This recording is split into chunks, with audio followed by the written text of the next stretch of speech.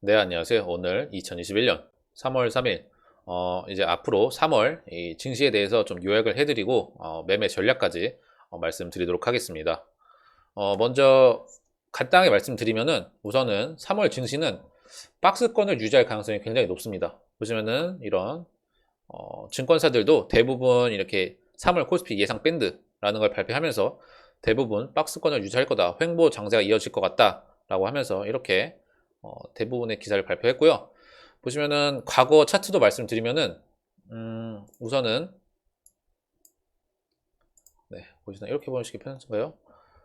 이때부터 시작해요. 8월이죠. 8월부터 이렇게 상승을 시작해서 박스권을 유지한 기간이 대략 8, 9, 10 대략 3개월 정도 됩니다. 요 기간이 보시면은 8, 9, 10 3개월 정도 유지를 하다가 크게 상승을 하는 모습을 보였죠. 똑같이 비교를 해본다면은 지금 1월 달부터 상승을 시작해서 요 구간을 이제 횡보를 하겠다라고 예상하면은 3월 달 말 정도까지는 이런 횡보장을 유지하겠죠. 기존 이제 차트랑 대입을 해보면은 그렇기 때문에 기본적으로 이제 3월 정도 말까지는 박스권 유지할 것 같다라는 거에서 저도 동의를 하는 부분이고 많은 증권사들도 그러한 분석을 내놨습니다. 보시면은 그래서 스케줄 하나하나 말씀을 드리면은, 우선 4일, 중국 양해가 있습니다. 중국 양해가 뭐냐? 중국 양해, 검색을 한번 또 해보겠습니다. 중국 양회. 보시면은, 한 해 중국 정부 경치, 정제, 운영 방침에 정해지는 최대 정치 행사. 한마디로 중국 최대 정치 행사입니다. 이 기간이 4월 날 개막을 하고, 7일에서 10일 정도 회의를 진행합니다. 회의를 진행하는데 뭐 긍정적으로 보면은 뭐 이렇게 소비 정책도 발표해서 뭐 국내 제가 어제 올린 영상 중에 뭐 국내 소비 뭐 화장품 이런 것 쪽이 수혜를 받을 수 있다라고 말씀드렸는데 대신 단점도 말씀을 드리자면은 여기 있네요. 코로나19 극복을 위해 이미 고강도 부양책을 편 만큼 이번 양해를 통해 작년보다는 경기 부양책 강도를 낮추는 출구 전략을 가동할 것으로 전망이 된다. 이 말이 뭐냐? 한마디로 긴축 정책 할 가능성이 있답니다. 보시면은 지금 이렇게 출렁출렁하는 이유, 미국 국채 금리와 중국의 긴축 정책 우려에 코스피 출렁. 한마디로 지금 이미 중국은 경기 회복을 지금 전 세계 중에 가장 빠르게 하고 있습니다. 이게 사실인지는 뭐 사실 과거에 이렇게 뭐 경기 뭐 회복률 이런 걸 좀 거짓말을 했다가 들통난 전략이 있긴 하지만은 발표한 자료에 따르면은 중국이 지금 세계적으로 이 코로나 시대 중에 경기 성장률이 1위입니다. 1위이기 때문에 이미 회복을 했다라고 판단을 하고 이런 고강도 부양책을 조금 줄여서 긴축을 할 가능성이 있다. 이게 왜 악영향을 끼치냐? 전 세계에서 중국 자본금이 큰 거는 뭐 부정할 수 없는 사실이겠죠. 큰. 근데 만약에 이 긴축 정책을 하면은 지금 이 호황장, 이 상승장 가장 큰 요인 유동성이죠. 이 유동성을 회수할 가능성이 있다. 유동성을 회수하면은 중국 자본금이 큰 만큼 유동성이 회수되면은 전 세계적 증시에 좀 악영향을 끼치겠죠.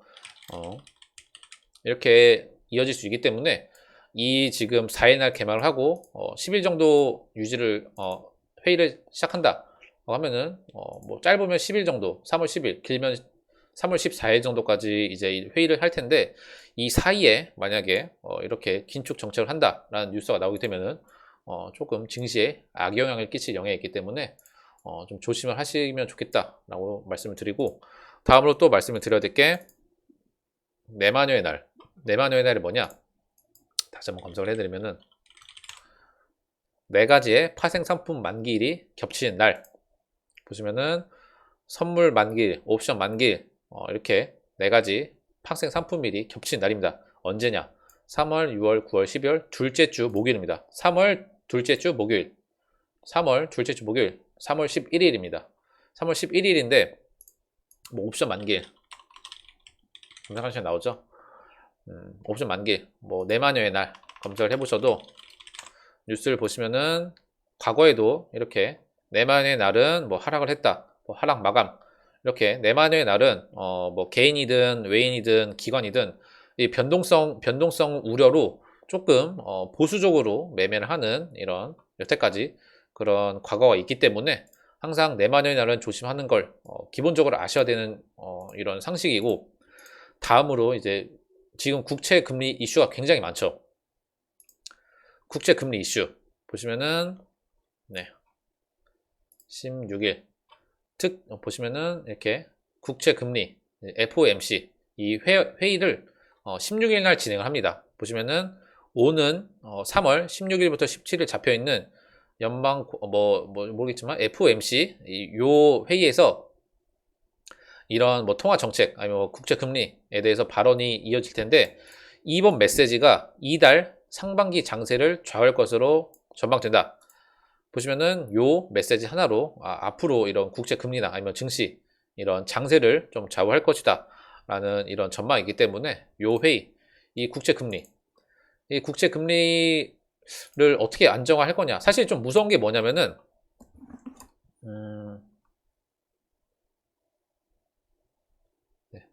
무서운 점이 뭐냐면은 파월 의장이, 사실 제가 과거 영상도 찍었지만은 이 국채 금리 발표를 하겠다, 제가 과거 영상을 찍었죠. 근데 과거 발표에서 안정화하겠다, 통화 완화 정책을 유지하겠다라고 발표를 했음에도, 달래기에 나섰음에도 채권 시장이 움직임이 멈추지 않는 상황이라고, 상황 한마디로 제가 한 1.3에서 1.5를 가면 좀 위험할 것 같다라고 제가 언급을 드렸는데, 완화를 하겠다라고 발표를 했음에도 1.6%까지 치솟는 1.3에서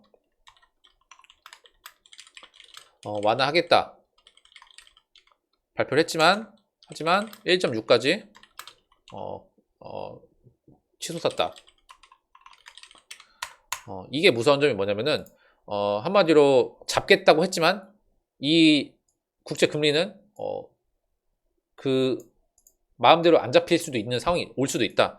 한마디로 이런 지금 이 국채 금리가 올라가는 이유는 경기 회복입니다. 한마디로 경기 회복을 하면은 당연히 이런 물가 상승도 올라가고 금리도 올라가는 게 당연한 일입니다.